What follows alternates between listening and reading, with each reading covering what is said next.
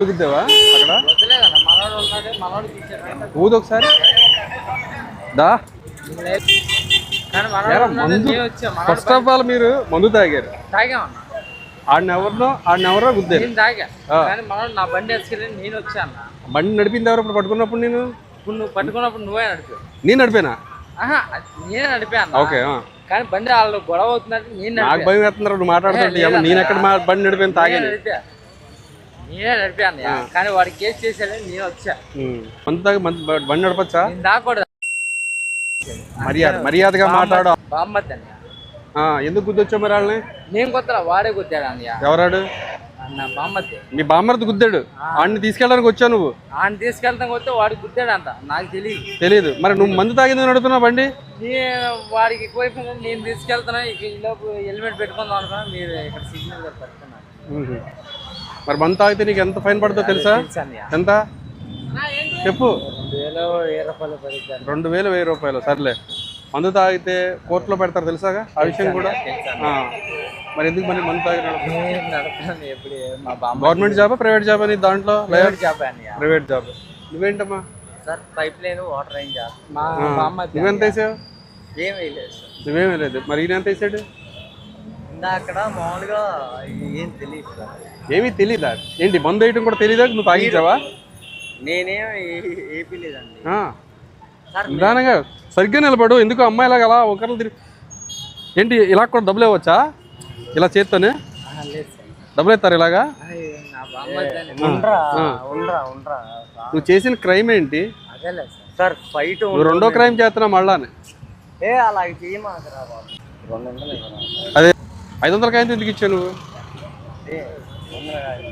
మందు తాగావు వెళ్ళరా మందు తాగావు ఈడేమో ఆండు గుద్దాడు నేను గుద్దలేదండి 1 వస్తున్నావు రాంగ్ రూట్లో హెల్మెట్ లేదు నాకు తెలిసి నీకు లైసెన్స్ ఉందా లేదా కూడా నాకు లేదు ఒక్కసారి అండి మేము మొన్న కేసు గురించి పెట్టుకున్నాం సార్ హెల్మెట్ లేదు అర్థం కావట్లేదు హెల్మెట్ కూడా ఉంది సార్ ఎంత వేసావు 90 వేసావా 3 క్వార్టర్లా 3 క్వార్టర్లు నిజాయితీ మెచ్చుకుంటున్నాను ఏంటంటే వేసిన మందు కూడా ఎంత వేసావు కరెక్ట్గా చెప్పేసావు చాలామంది మందు బాబులు చూశాను నేను ఎవరో కూడా ఒక హాఫ్ వేసినా కానీ సార్ జస్ట్ ఇప్పుడే సార్ చిన్నదే 90లో సగం ఎంత వేసని చెప్తాను మాట్లాడు వీడు మాత్రం 3 క్వార్టర్లు వేసారని ఓపెన్గా ఒప్పుకుంటున్నాడు 3 క్వార్టర్లు వేసారు 3 క్వార్టర్లు అంటే ఒక ఫుల్ బాటిల్ ఒక క్వార్టర్ తక్కువ అంతేనా అంతే కదా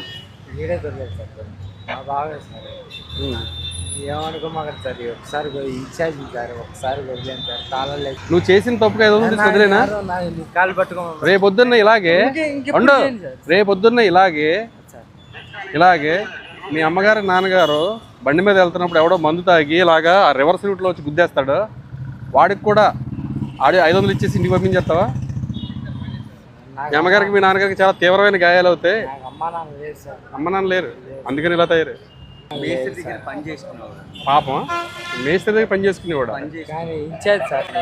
అదే ఇన్ఛార్జ్ చెప్తాను నువ్వేమో పని చేసుకునేవాడు మాకు తెలియదు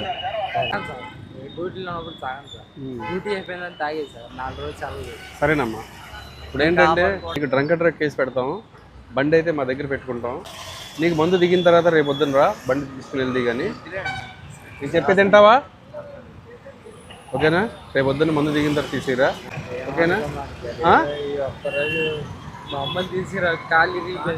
ఇప్పుడే కదా మమ్మీ డాడీ ఇద్దరు లేరన్నా ఇప్పుడు అమ్మ వచ్చింది మళ్ళానే